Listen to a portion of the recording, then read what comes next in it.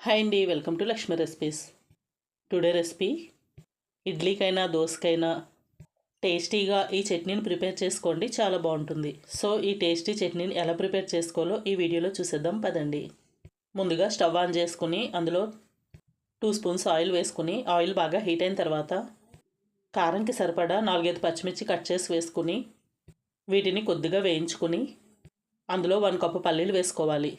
ఈ పచ్చిమిర్చి పల్లీలు కలిపి సగం వేగిన తర్వాత వీటిని ఒక సైడ్కి జరుపుకొని అందులోనే 1 స్పూన్ మినపప్పు, 2 స్పూన్స్ శనగపప్పు వేసుకుని బాగా వేయించుకోవాలి.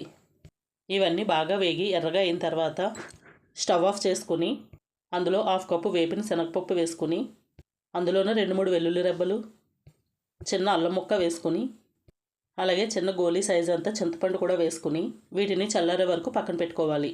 అన్నీ చల్లారిన తర్వాత దీన్ని ఒక మిక్సీ బౌల్లో వేసుకుని అందులోనే టేస్ట్కి సరిపడా సాల్ట్ వేసుకుని మెత్తగా గ్రైండ్ చేసుకోవాలి.